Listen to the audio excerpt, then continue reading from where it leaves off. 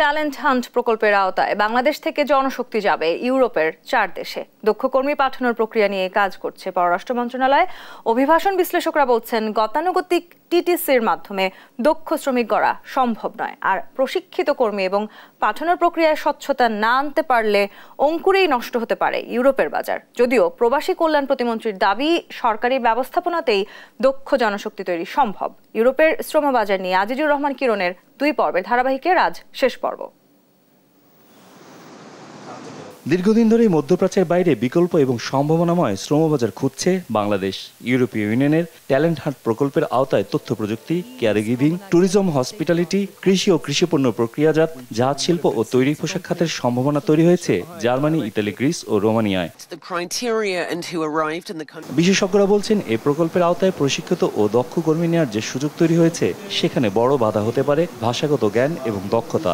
সরকারি টিটিসি সেন্টারগুলোকে আধুনিক করা সহ বেসরকারি খাতের অধীনে উন্নত প্রশিক্ষণ কেন্দ্রের উপর জোর দেন তারা। শুধু স্কিল না, এখানে ভাষাগত শিক্ষা রয়েছে, তাদের মননের একটা ব্যাপার রয়েছে, সেখানেও ট্রেনিং করা এবং সেখানেও ট্রেনিং দেওয়া, এই কাজগুলো কিন্তু গুছিয়ে করতে হবে। কারণ এই বাজার আমরা কোনো ক্রমে আমরা হারাতে পারি না এবং এটা সম্ভাবনা যথেষ্ট। গভর্নমেন্ট লেভেলে যারা ট্রেনিং, উইথ ডিউ রেসপেক্ট আমি বলবো যে তাদের তো কোনো দায়িত্ব নাই।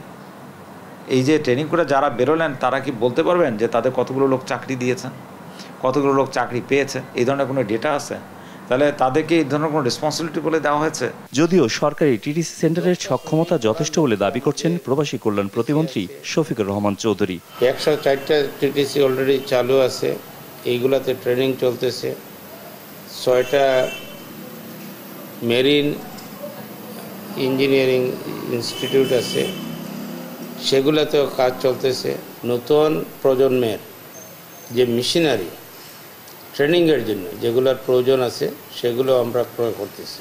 বাইরা মহাসচিব কর্মী পাঠানোর প্রক্রিয়া উন্মুক্ত করার দাবি জানালেও এর সঙ্গে দ্বিমত জানান অভিবাসন বিশেষজ্ঞ সিআর আবরার। যে কোনো এমনি আসলে, যে কোনো নতুন মার্কেটে গেলে বোয়েসেলকে একটা আলাদা করে দিয়ে দেওয়া হয় যে এইখানে শুধু বোয়েসেল লোক পাঠাবে। আপনি আমাদের জন্য মাজার উন্মুক্ত রাখেন, আপনি সিস্টেম করে দেন, নিয়মকানুন করে দেন, প্রসেসে দিয়ে দেন, আমাদেরকে কোনো ইস্যু নাই। কিন্তু পার্টিকুলারলি কাউকে করে দিয়ে না, কারণ এটা মনোপলাইজ হয়ে যায়।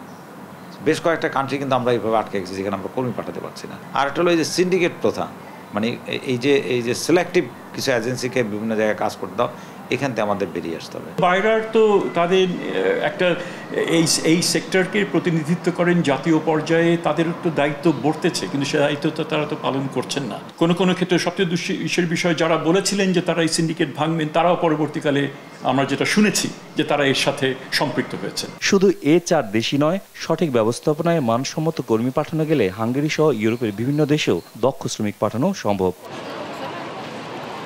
আজিজুর রহমান কিরণ, দেশ টিভি, ঢাকা।